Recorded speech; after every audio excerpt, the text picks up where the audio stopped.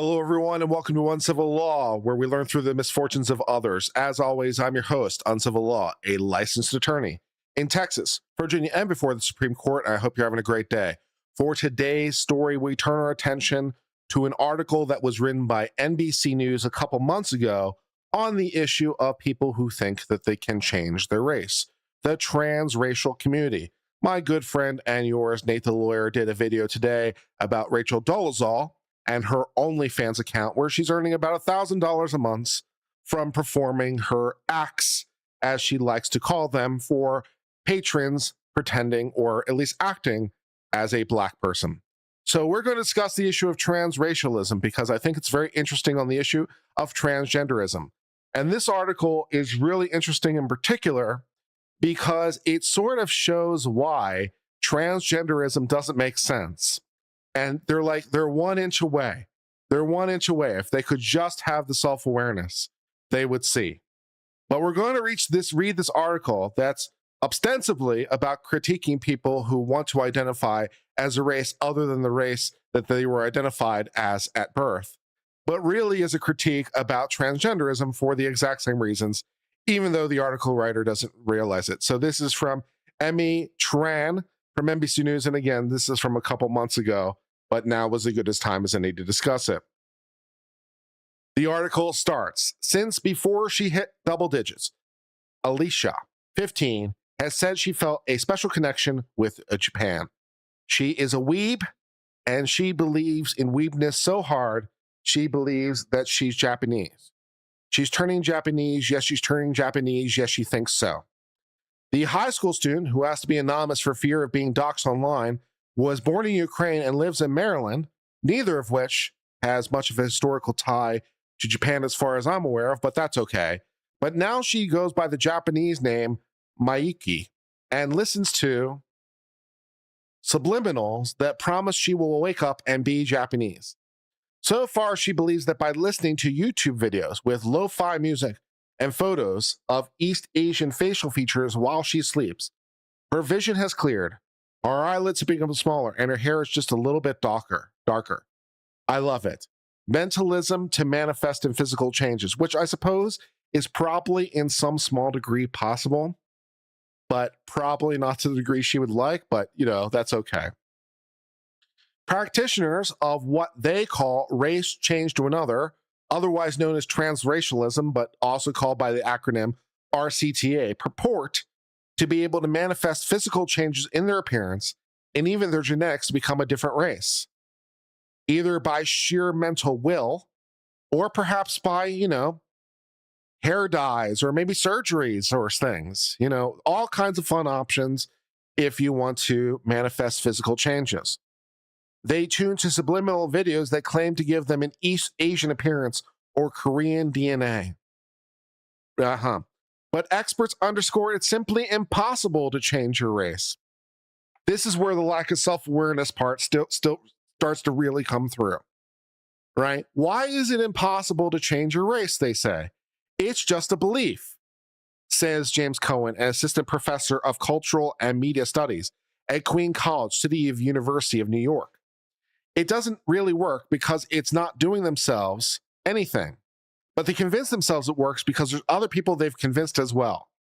So they've convinced themselves that they are a race other than that identified as birth. And they've also convinced people in their own community that they're a race other than that identified as birth. That sounds suspiciously similar to transgenderism. Let's read on. Though they do not constitute a full-blown trend, although, give it time, a number of racial subliminal creators have popped up on YouTube in recent years, with videos racking up on average over 500,000 views apiece. They are the new trailblazers, my friends, of this new and exciting civil rights movement. Just as surely as you can change your gender, you can change your race. And I mean that, literally. Just as surely as you can change your gender, so too you can change your race. Yeah. On TikTok, dozens of accounts have emerged in recent weeks sharing similar goals and aesthetics and documenting what people describe as their race change journeys. That sounds interesting and familiar. Media experts also point to potential dark sides of the exoticization of Asian culture, which I suppose every culture is exotic by definition from every other culture, but let's not look past that. Also, if they're identifying as that culture, I guess they don't view it as exotic. They just view it as their native culture. But I digress. Saying it could be a modern form of yellowface or woman face, or the act of non-Asian people making their appearance more Asian-like, or the act of non-woman people making their appearance appear more woman-like. They are so close. They are so close to a revelation. The fact that they can't get to the next step is amazing to me. That's what's truly amazing to me about this article. They are so close to the revelation that the transgenderism stuff doesn't make any sense either. But they can't bring themselves to do it, even though they're laying all the foundation. The cognitive dissonance with these people must be truly, truly real. Korean-American poet Margaret Ray, an assistant professor of media studies at the New School in New York, says the transracial phenomena reflects the current media climate in which East Asian media enjoys widespread popularity internationally in the United States. Well, I mean, not for nothing, but American culture enjoys much more widespread popularity internationally and in the United States too. So if you're going to pick a culture to adopt, the American culture, which is dominant in the areas of basically all forms of media and culture worldwide, would seem to be a better choice, but they've decided to go for more of a niche approach. There's also an underbelly of that we want to be careful, she said, because there's always a problem around fetishization or objectification that East Asian cultures have always been subject to, meaning being revered for these kinds of exotic characteristics but not really fully seen. So the fetishization and objectification of the Asians is bad. The fetishization and the objectification of the women is good, according to this article, because that's what transgenderism is. It is just pure objectification of woman. If you ask the people who believe in the transgenderism phenomena, and you ask them, what is a woman? They will say, well, a woman is a person who believes that they're a woman. So they've turned it into a pure object. Or they might say, slightly more nuanced, but no more helpful, a woman is anyone who identifies as womanhood, whatever that is. So they're literally making women into an object that can simply be adopted. But that's a problem for the Asians, even though it isn't a problem for the women. How very, very interesting. How extremely interesting. The logic fail here from failing. This is logically sound in and of itself. The logic fail is in failing to take this exact same thing and realize that it applies to gender too. That is the logic fail. It's slightly hilarious / disturbing that you can write this and not see the obvious connect. All right. Experts agree that race is not genetic, which I would tend to agree. I mean, between the two, of which is a social construct, race is clearly much more of a social construct than sex has ever been or gender's ever been. Incidentally, I don't really believe in the concept of gender because when people talk about gender, what they seem to be describing is personality traits, because personality traits are on a continuum. That's on a continuum. And people can have any kinds of personalities. So I'm not even really sure the concept of gender exists. But to the extent it does exist, race, and to the extent it is a social construct, race is even more of a social construct, because what qualifies as white? What qualifies as black? These definitions have changed. They have changed within the 20th century. There was a time when Italians were considered black. There was a time when the Irish were considered black.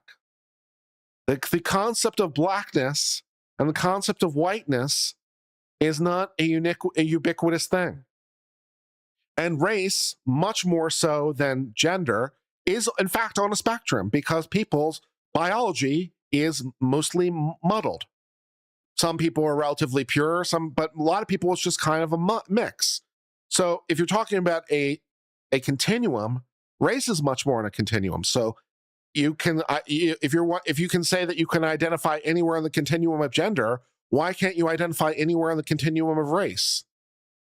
Even if you don't have any genetic characteristics of that race, because, well, that's not stopping the transgender people. I don't have any genetic characteristics of womanhood, I don't think. But according to them, I could identify as a woman because a woman's anyone who identifies as a woman, don't you know? And around we go. All right, so race is not genetic, but even though they contend that race is cultural construct, much like gender, according to the transgender movement, it is impossible to change your race, parentheses, gender, because of the systematic inequalities inherent to being born into a certain race. Well, in this context, people are trying to go down from your point of view, right? These are people that were born white, but want to identify as Asian. So they want to identify as a more oppressed people. They want to identify as more oppressed. Also, incidentally, why doesn't it work the other way around? If you can't go down, can you go up? So can the Asian people identify as white? Is that allowed? I don't know. How does this work? David Freund, a historian of race and politics and an associate professor at the University of Maryland, College Park, corroborates the idea that a biological race does not exist. I mean, yes, it is kind of a social construct. And also, by the way, not for nothing, but there is not even widespread agreement between different countries or different cultures what does or does not qualify as, for example, black or not, or white or not.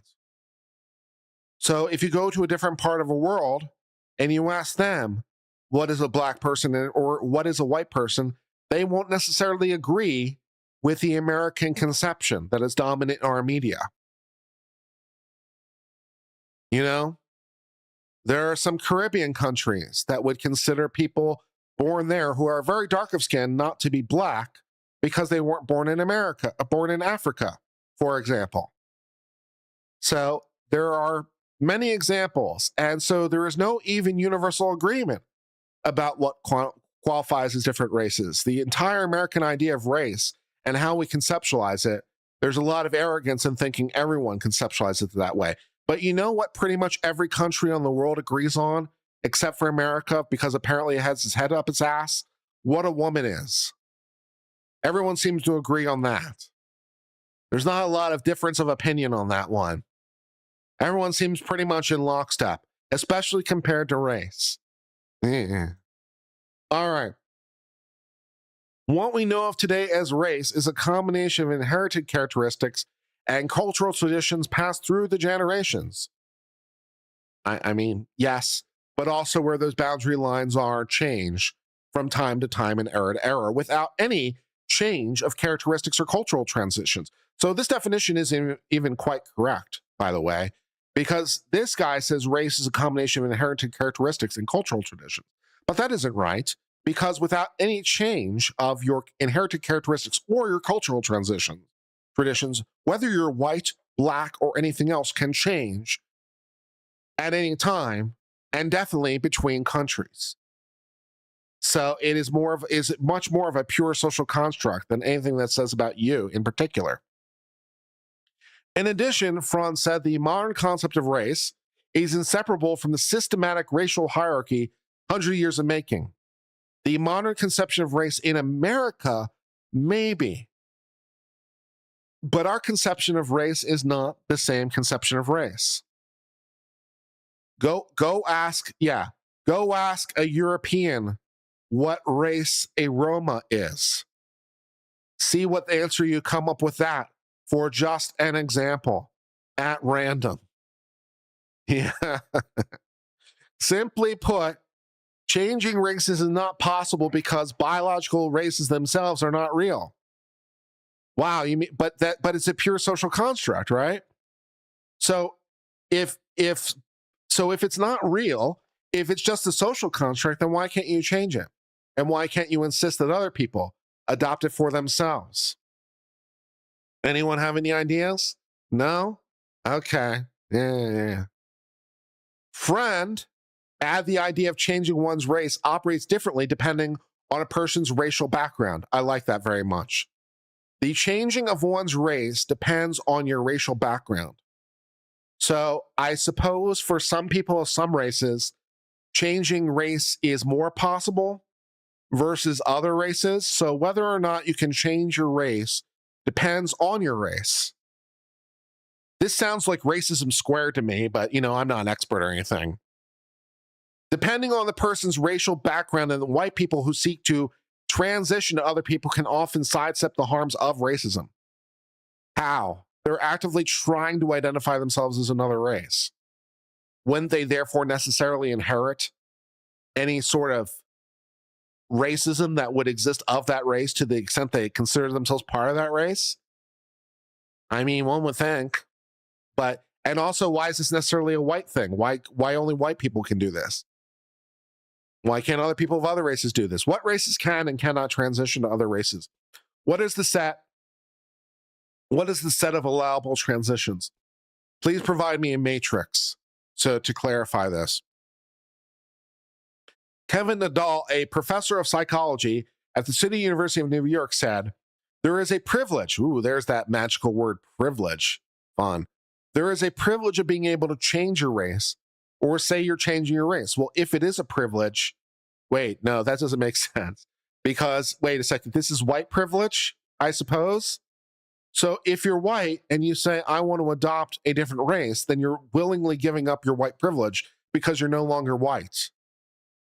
Because so if it is white privilege to be able to change your race, first of all, that means you can do it, because that's what a privilege is. It means you can. So first of all, if it is white privilege, that means only white people can do this instead of not the other way around, because that would be in the nature of a privilege, but whatever. So only white people can do it. But once you've successfully done it, you can't do it backwards because you no longer have privilege, right? Isn't that sort of the logic of how this works? No? Okay.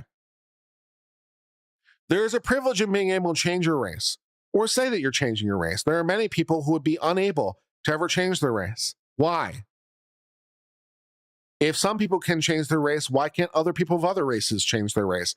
Are you saying that some races are inherently unable to change their races, but other races are? That sounds pretty racist. Particularly Black people in this country with the capital B.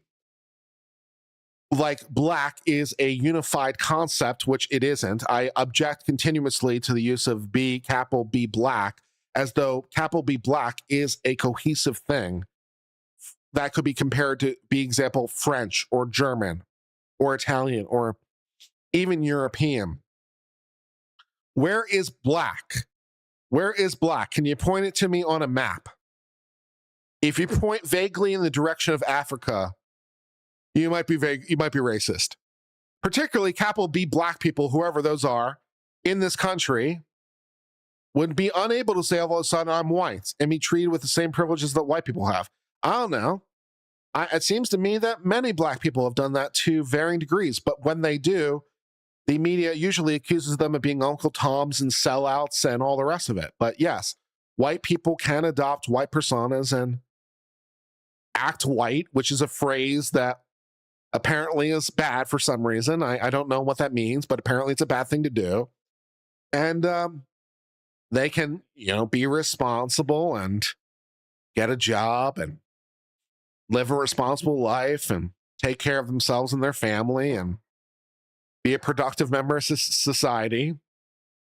I'm not sure how much discrimination is going on there, but okay. So I'm not sure why Black people can't say I'm white. And again, I object to the capitalization of Black, but not the capitalization of white, particularly when you talk about white privilege, because wouldn't that have to belong to a group, and therefore white would have to be capitalized because it belongs to them, right?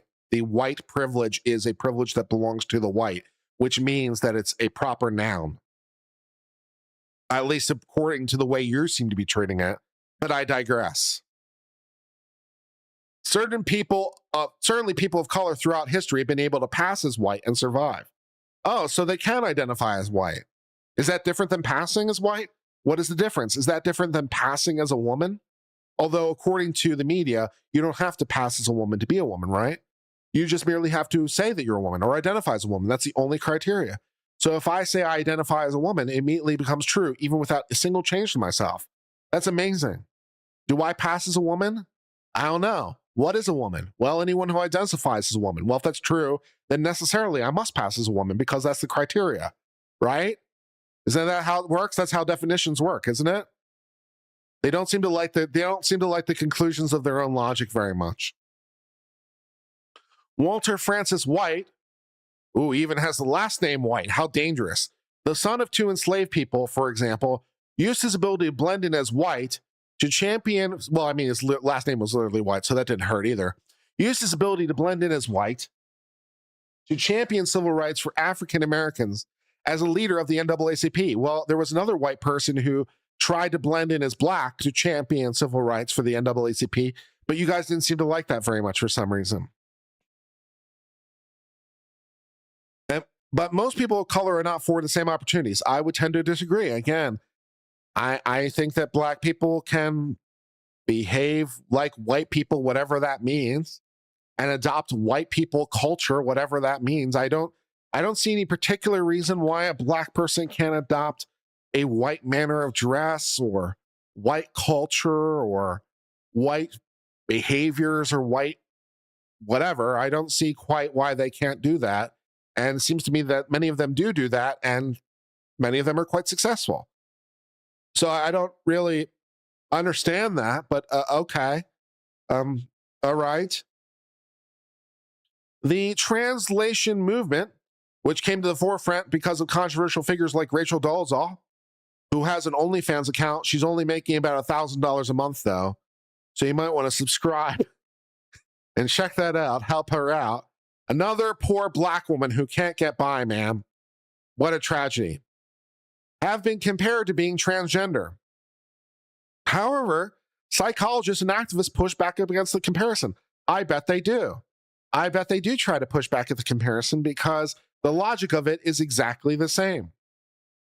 According to them, it's the same. Gender is a social construct. Race is a social construct. Gender is a continuum. Race is a continuum. Anyone can identify as any gender merely by identifying. It doesn't require any external changes. You don't have to change your appearance. You don't have to change your clothing.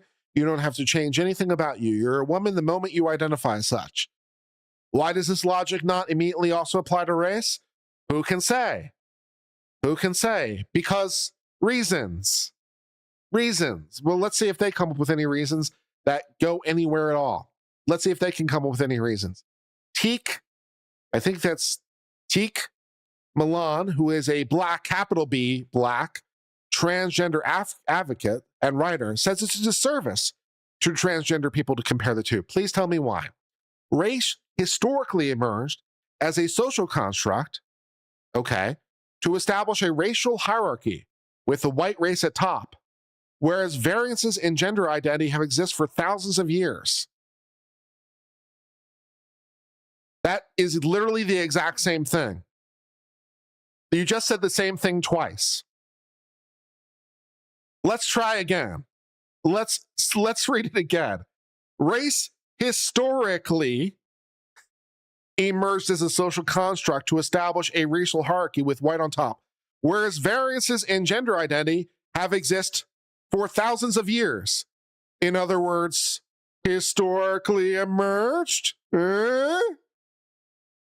When it comes to who we are as racialized people, it's about how we present to the world, but it's also about how people treat you. Isn't that true for gender too? Is that not also true for gender? It's not just putting on the hair and makeup and talking and walking in a kind of way. Wow, that doesn't sound very trans-friendly right now. That doesn't sound like a very trans-friendly way of describing trans people now, is it? Wow, putting on the hair and makeup and talking and walking in a kind of way? Wow. That sounds transphobic. That is fetishizing and objectifying and reduces the beautiful and complicated cultures of people of color. But it doesn't fetishize or objectify women. How so? I don't get it. It doesn't make any sense. Please make it make sense. I don't understand. Alyssa began posting to her account On TikTok in the beginning of June. While she's found a community of like-minded people, she's also encountered a slew of hate messages and even death threats. Her account, like those of many other transracial people, features walls of rambling text about her progress and goals and addresses the haters over videos of fashionable East Asian women dancing to Korean and Japanese music. Ever since I was about 9 years old, when I learned at a very young age that I didn't belong in this body, and I've been insistent, persistent, and consistent since that time, I don't belong in that body since the ripe old age of 9, and don't you tell me that I'm too young to decide any differently. I've always loved Japanese culture, and I've always wanted to move there, even before I discovered the thing. She was born with it, baby. She was confused for a long time, but at the age of 9, she identifies as 9, and she's been that way ever since, man. Don't tell her it's a phase. Don't tell her it's not real. She knew it. She's not too young to decide. She should be able to have the surgeries and put on the clothing, and she should be able to live her best Japanese life, man. What a wonderful thrill. And the Japanese people, as a general proposition, are somewhat renowned for being, let's say, a little bit more xenophobic than other peoples of the world by general comparison. But that's just because the Japanese people don't understand. What they really need is that Western education that only America can provide. So they understand that this girl, who at 9 years old realized she was Japanese, man, she's been Japanese through and through, and you better identify as such, you bigot. In the first video she posted on TikTok, she introduces herself through a combination of Japanese and English text, writing that she says she is Japanese, loves cats, and is looking for friends. I'm not sure whether or not she thinks that loving cats is particularly Japanese or not, but I don't know how she conceives of Japanese. But whatever her conception of Japanese is, it must be correct because she can self-identify as it. Remember, a Japanese person is anyone who identifies as a Japanese person, so it must be true that Japanese people love cats because she does.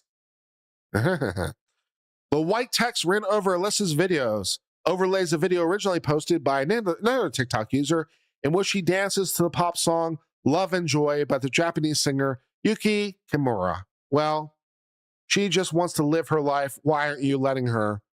You bigot. Subliminals, which are audio files or videos intended to invoke certain outcomes, such as growing taller or achieving good grades, exploded in popularity during the pandemic, Cohen said. They emerge as part of a larger trend in which people hope to manifest changes and bend reality to achieve certain goals, similar to meditation, which, again, to a large degree, is not completely invalid. I mean, mindset goes a long way. Believing a thing to be true is a long way to manifesting that in your own life. So if you can help to change your own psychology and change your own mindset so that you can manifest your dreams, hey man, I'm here for it. That's what psychology is all about. And don't tell them they shouldn't go to the psychologist so that they can affirm their inherent belief. And don't tell them they should go to a psychologist to learn how they aren't really Japanese. What are you? Are you encouraging transition therapy by those evil psychologists to make them accept the reality of the body they were born in? How bigoted of you. How bigoted of you. Every psychologist should accept this person is truly Japanese and should help them to change their mindset and learn how to deal better with the slings and arrows of people who are not quite ready to accept the exciting new reality. All fun. Subliminals often feature soothing visuals and ambient music, and they reportedly include subconscious messages and affirmations that rewire a person's neural pathways, which might be possible, DNA, which, sure, why not? Can we rewire DNA with pure mental thought? I mean, sure, why not? Just as much as you can change your gender and change your race, surely as much as those things are true, you must also be able to change your DNA. Those all sound equally likely to me. Creators of the subliminals post on YouTube with eye-catching, hyperbolic titles and promise their viewers instant gratification, good grades, clearer skin, or weight loss. Aliyah, 14, who asks to be anonymous for fear of being doxxed online because bigots like the article writer are not really ready to accept her truth, and that's truth with a capital T, don't mind you. Insistent, persistent, and consistent people. She believes it. It must be true. Aaliyah was born Egyptian, but wants to be Japanese and Korean. Also, not particularly familiar with the historical relationships between Egypt and Japan, or Egypt and Korea. Not sure that there's a long history of a great relationship between these two countries and two cultures, but that's okay. Aaliyah is here to bridge the gap. She is the chosen one, and don't you dare tell her that she can't. The fact that she's born Egyptian is neither here nor there. She was born in the wrong body. She's known since she's 14. Don't deny her truth. She said after seeing YouTube videos featuring images of monologue eyes and ambient music playing on repeat while she sleeps, she thought her eyes had developed monolids and has lost roughly 2 pounds overnight. I mean, hey, if it's working, man. I'll take what you can get, man. It starts with a spiritual mental thing, and then it's your choice if you want to change yourself physically. Well, that sounds a lot like the transgenderism thing, right? It starts in your mind. It starts in your soul. It may or may not manifest in physicality. You don't have to undergo any physical changes. They become a different gender or a different race. You can just do it through the power of wishes. Some people said they were initially drawn to the transracial thing because of a special connection with a race or ethnicity different from their own. Aaliyah, who goes by the Japanese name Sakaya Hashimoto online, said she has always felt connected to Japanese culture, and she was elated to discover the transracial movement last year on TikTok. Her TikTok account, at 5-Star Bunny, hilarious, is full of reflections on her progress towards becoming Japanese and dreaming about being in Japan. She is Japanese as they come, man. She is hardcore Japanese. She saw the movie Gung Ho.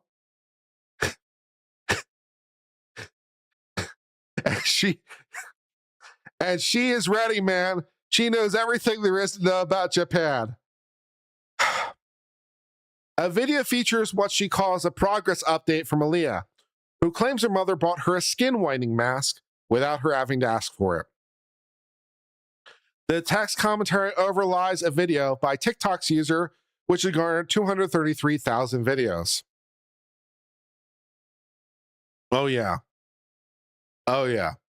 Some psychologists say people's inclination to change their race can stem from many motivations, including a desire to be more exotic or shame associated with their race, but specific motivations can vary from person to person.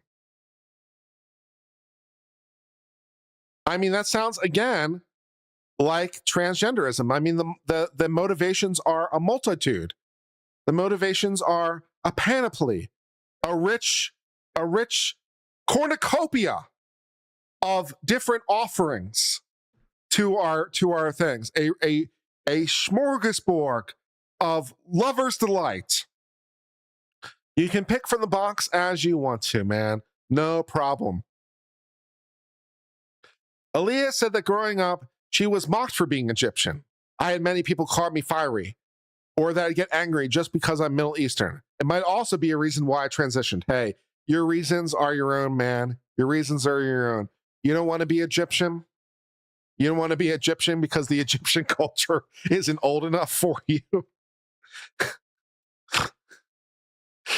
Give Japan a try. Lol. For white Americans, racial trauma can take the form of being ashamed for having engaged in racism, having failed to stop others from engaging in racism, or not having lived up to the non-racial ideas, said Naomi Torres Mackey, a psychologist at Lenox Hill Hospital in New York. Uh-huh. That sounds about right. That racial guilt is what she calls white shame. And it can lead white people to want to escape from the guilt through transracialism. Well, again, who are you to question their motivations, man? Who are you to question their motivations? They have seen the movie Rising Sun. They know everything there is to know about Japan. Please do not question their motivations or their thoughts. They know everything there is to know. They have seen so many good works about things. Yeah, they're here for it. If you hold a highly privileged position in society and that can be brought to your awareness, it can give you feelings of guilt or shame. A lot of people try to find refuge from that shame. Although a person can, in theory, be motivated to try to change to any race or ethnicity, the overwhelming majority of the community wants to be East Asian, like the overwhelming majority of transgender people want to be male for some reason and compete in women's sports as men, or the other way around, whichever way that works. Yeah. And similarly, most race-related subliminals aim to transport listeners in East Asians. Maybe that's because Asian people tend to have their shit together. I don't know. It could be that, as opposed to us Americans. Yeah. The YouTube account, MISU, which has gone over 30,000 subscribers and nearly 6 million views, is one of the largest subliminal creators catering to the East Asian hopeful crowd. Since she began making subliminals in 2018, MISU, who claims to be Asian, which means she is Asian, by the way, because that's her truth, don't you know, has leaned heavily into the distinctly Japanese anime aesthetic. She is hardcore weeb. Seriously hardcore weeb.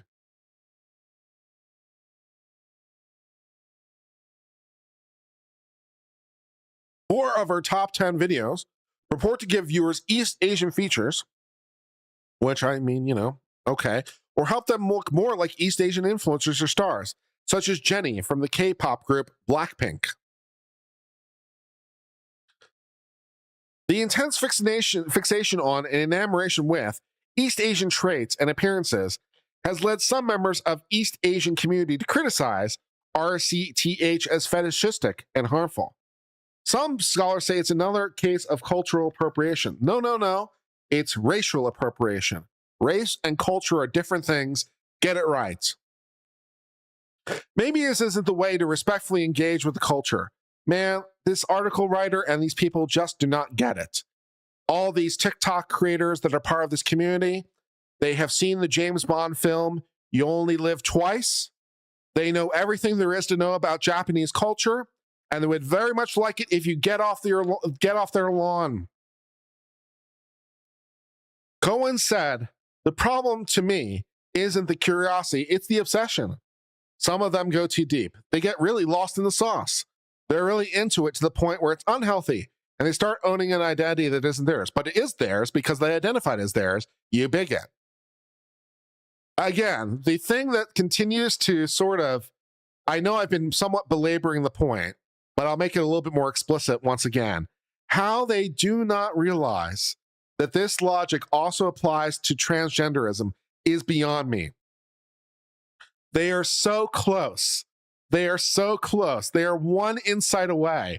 I think they're actively trying to have to deny themselves the insight at this point because it's the only way they could possibly say this with a straight face. How they're able to say this with a straight face is totally beyond me.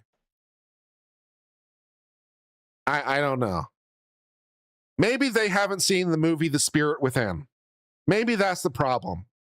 They need another cultural reference. Joy, who is a Korean-American creator on TikTok, says people taking part in transracialism often overlook the unsavory aspects of being Asian in countries like the United States. Maybe they're down for that. Maybe they're down for that. They're exercising their privilege when they say they want to change races, she said. When I was younger, I wanted to be white because I was sick of facing all the racism. But they're not changing their race because of racism. They're changing their race because they think it's cool. So they disagree with your premise that those people are being racially discriminated against. They see it as a noble, advantageous race. They don't see it as a race to discriminate against. They see it as a race worthy of being embodied in and enjoying.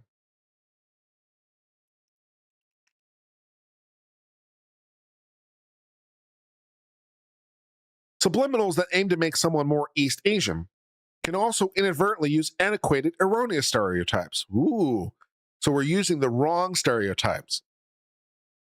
We aren't using the more modern, correct stereotypes. That's the problem. Maybe they'll identify which is which. They can again do a matrix box for us, and it can be inadvertently antiquated, or it can be antiquated or erroneous, or it can be modern and correct. We can have a 4x4, we can have a 2x2 box grid, and you can label which stereotypes belong in which boxes. That would be really, really helpful. One subliminal, which has been viewed over 200,000 times, says watching it will give viewers a mongoloid skull, which seems unlikely, since your skull is fused. But give it a shot. Why not? An outdated and harmful anthropological category, according to a 2019 statement. Well, maybe they can't manifest it by sheer will, but if medical science gets off its ass and stops discriminating against these people, we can have skull surgeries to reshape their skull into a more mongoloid skull structure so they can better live their Asian life, right? Just in the same way we give people all those puberty blockers and we cut off their bits, maybe we can crack people's skulls and reshape them into a new and exciting shape. That sounds like a good thing that maybe medicine should get on that. Another subliminal view over 100,000 times claims to give viewers a flat face. Well, give me a frying pan and your face, and I can get to work on it. However, concerns about the problematic implications of changing race seem to have fallen largely on stubborn ears. Just like the problematic issues dealing with changing gender have fallen largely on your stubborn ears, might I say. Addressing the criticisms of racism, Elisa says those who practice the transracialism are not harming anyone. I mean, maybe they're taking away from the Japanese culture by diluting it and trying to adopt it as their own. And maybe the people that are in those cultures don't like it very much because they really don't feel like those people are in those cultures. But those are just bigoted views, don't you know? If they're not allowed in the Japanese bathrooms, man, our society has not progressed fast enough. We only live once, so I think we should be able to do anything we want to do in life, even if others think it's not okay or you can't achieve it. Nadal gave a few words of advice to people who are struggling with their racial identity. I would say the same thing that I would say to anyone who's struggling with any part of their identity, such as gender. Talk about it is what makes it you, that wants to change that part of you. Wow. This is written by Emmy Tran, who is an intern for NBC, who lacks any social awareness whatsoever. How fun and hilarious. The lack of the complete cognitive distance here is truly amazing. We had 2 super chats that came in today. Billy Mamazilla gave $6.99 Canadian to say, I'm confused. I live a Japanese lifestyle, have a French accent, but I'm neither. I know. But maybe you are. Maybe you are. See, this is the thing, Billy, that you didn't even realize about yourself. See, this is your awakening, Billy. Maybe you are French and Japanese. The French-Japanese contingent, man. It's real. It's real. And Alan Parker gifted 20 gift memberships. Well, I really do appreciate all of you who have joined us for this stupid article time.